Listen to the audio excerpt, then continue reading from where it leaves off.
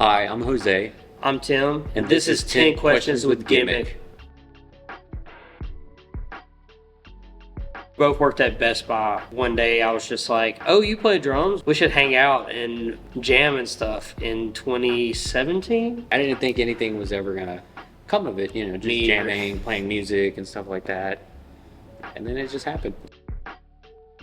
It's changed a little bit. When we did our first demo EP, that was kind of me and him hanging out at my house, and I would just come up kind of with ideas. And then when we moved to the Dead, I wrote Immortal Urge. It took me like 2 months to write it. And then I wrote To the Dead in like 2 weeks. And then we got closer, like, hey, I booked this time to record. And so I wrote Last Breath in like a day or two.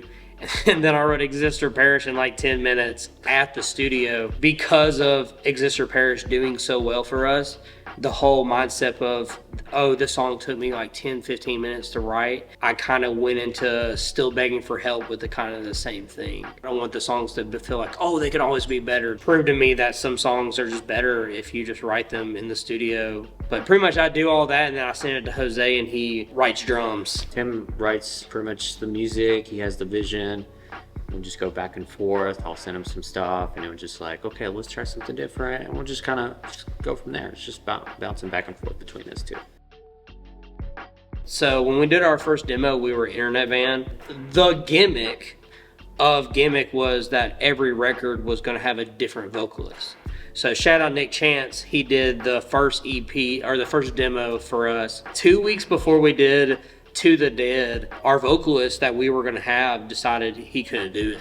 And so I decided to do vocals, which I've never done vocals ever in my life. He just came to me, and he just said, hey, listen to this. And I'm just like, wasn't that good.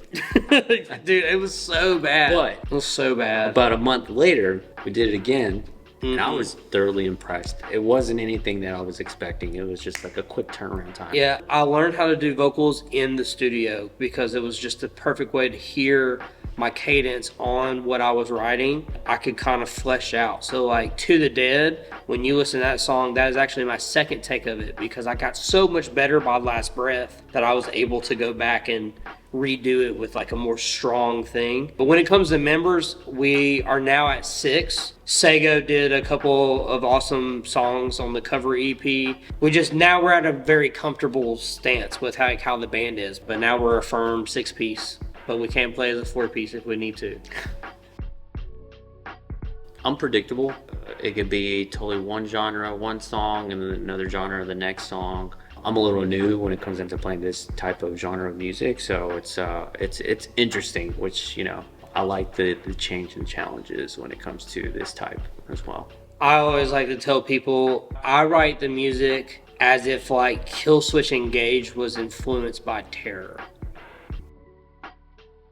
I posted a meme every single day for 16 days when we did To the Dead because our buddies in Heavy Hitter were doing it. And I was like, let's try and see. I mean, they're having great success from it.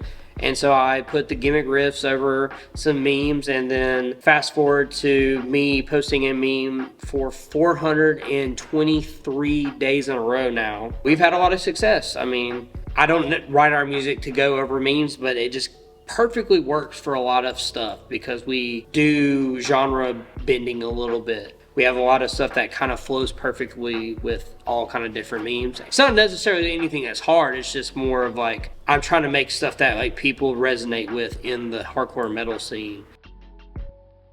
I would say trying to get everybody to practice. 100, that same answer, practice. Gimmick has had one practice where I think everyone showed up. We're about to have band practice and Spencer got food poisoning, so he had to leave. So yeah, it's rough.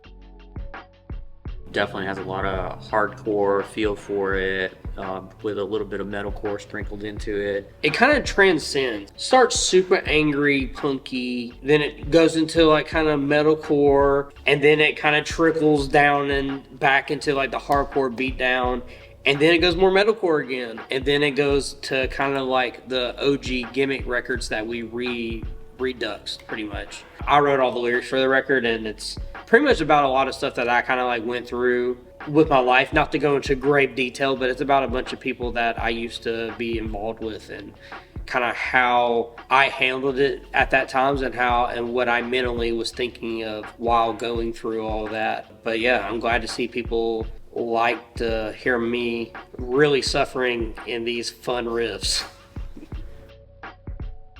So I grew up playing like a lot of Avenged Sevenfold, Hell yeah. System of a Down, things like that. Growing up, My Chemical Romance, all the bands that were like on MTV at the time, and that's what we were listening to, and that's pretty much what I jammed. You kind of progress and listen to more heavier stuff. You can still incorporate a lot of those beats and drum styles to this type of music as well. That's definitely a little bit of what I kind of delved into as I was growing up.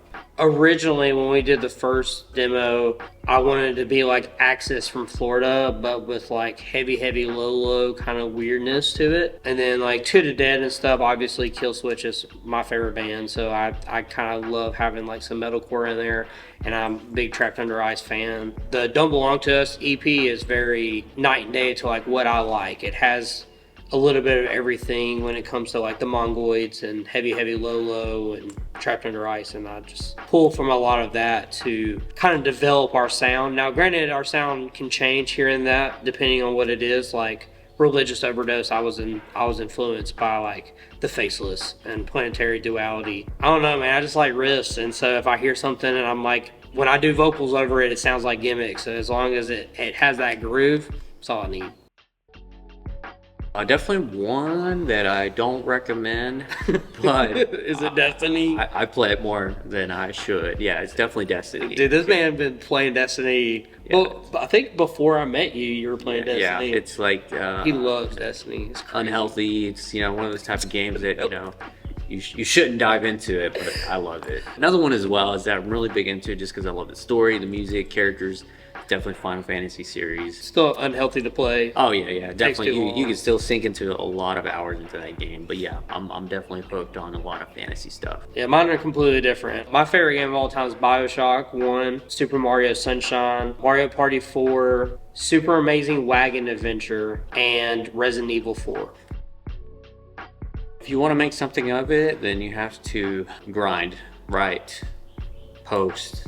I've told some friends that it can get a little annoying, but it's all about consistency and getting the word out if it's something that you're very passionate about. Tim is a powerhouse when it comes down to creativity and juggling his time with everything that he has. It's definitely all about consistency. So that's definitely something that I stress for anybody that wants to play music. Find people that you would want to make music with you can necessarily stand, because I feel like a lot of bands are not finding that chemistry, that dynamic. Don't be in a band with someone that you can't see you being in a band with more than 5 years or 10 years, because being in a band with anyone is going to be kind of a commitment, and you kind of have to treat it like a relationship. We're not a band that can tour and stuff like that, so we generally are more focused on the creative side, and I generally would want to speak on that. Like, don't ever think you're too good to make content for your band.